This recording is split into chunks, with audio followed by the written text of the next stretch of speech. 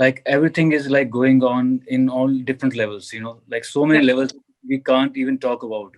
So Hmm. we need see, either we are looking for some quick solutions that we have always worked out and never came to fruition, so that Hmm. we can work on these. So it's time for us to go to the very basics.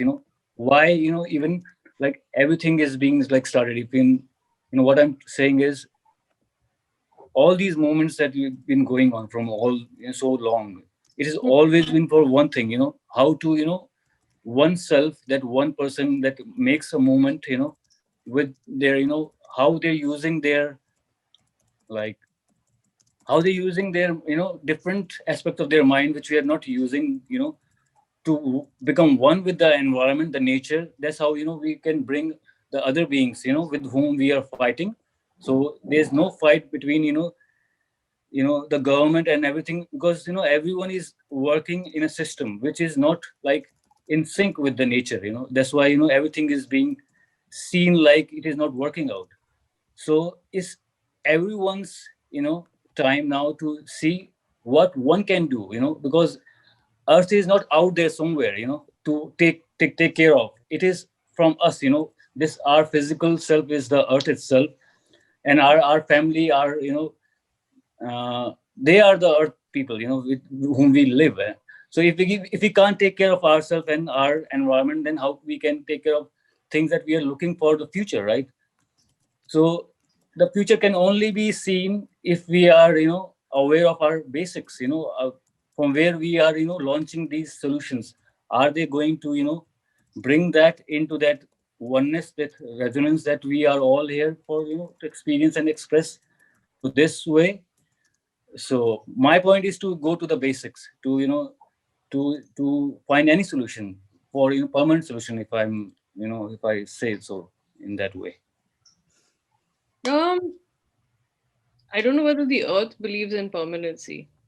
But I do believe that getting to the root of the problem is essential. Like right now, for instance, if you were to look at Delhi's air pollution problem, the Yeah. fact is that it is a result of a form of agriculture. And I have many issues and disputes with Vandana Shiva, but I do believe that the kind of green revolution in that sense, in terms of the agricultural model which was introduced, where it's made so pesticide, so this thing reliant. The state has an issue of again of water. There's a extremely short turnaround time of a month in which farmers have the ability to be able to remove this. So you have to address the entire agricultural system to be able to solve the issue of crop burning.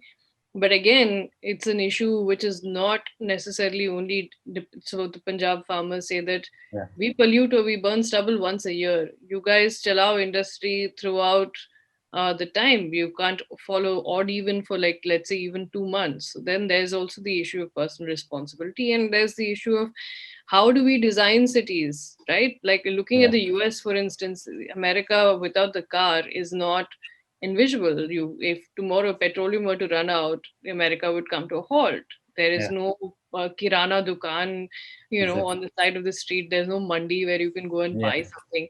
So, I mean, just the big superstores that exist. How do we make this turn things into, like, let's say a 15-minute city? Or how do you, like, everything that you need around you? And that makes even more sense during a pandemic time. How is it less abusive towards nature, more conducive to what is your natural cycle of where you can walk, what you can do? And of course, the connection to nature is, and that I think we're realizing more and more as we're locked in our room. We're like, yeah, I sometimes go out at night and like go and hug a tree, not because it's cute, but also because of isolation.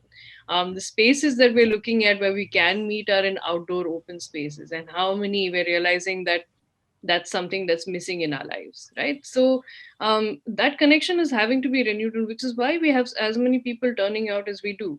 But the difference being is that you spoke at things need to of course happen at an individual level, but unless we have community, the individual goes a bit crazy. You need somebody to be able to again, it's admitting that we need each other. You need nature, nature needs you. You need Yeah. people, people need you. Everything is sort of need. You need the water. I mean, it also needs your nutrients at a certain level. So, I mean, that's the thing of the fact that we are interconnected, right? And it's that web of life, and no one is alone in it. Yeah. That individualism is the enemy of what um, is essentially what capitalism promotes, where it's all about the I, my car, my gaddi, my this thing, my Ray-Bans, my. So it's that essentially is the this thing of like, instead of having an elder who'd be like, yeah, okay, let me teach you, this is how, or we are much more disconnected from each other. So I think going towards collectivism, and that's what movements teach you. And that's why I feel really isolated in times like this, because I'm used to being with Janandolans or being in Adivasi villages where somebody is there too. And that sense of being part of something is, I think, essentially what we want. That's why we hang out on social media a lot. Yeah. That's why we hang out in different spaces, because we want to be part of something. And that's why people get into politics or support political parties, because they feel like they belong to ideas that are bigger themselves. Yeah. Yeah. Except that we do belong on a planet that is bigger than ourselves. So that's an idea worth connecting to, as you said. So Yeah. brilliant. Thanks so much, Theta. It's a good question. Yeah. I think, Thank you. are we out of time? We are out of time.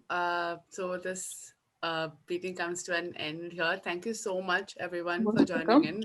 Thank Thank you you. for your Thank you. time. This has been a very enlightening session. You can go to the Story of YouTube page right now. There's going to be a panel discussion which will be live. So you Okay. can continue watching all the panelists talk.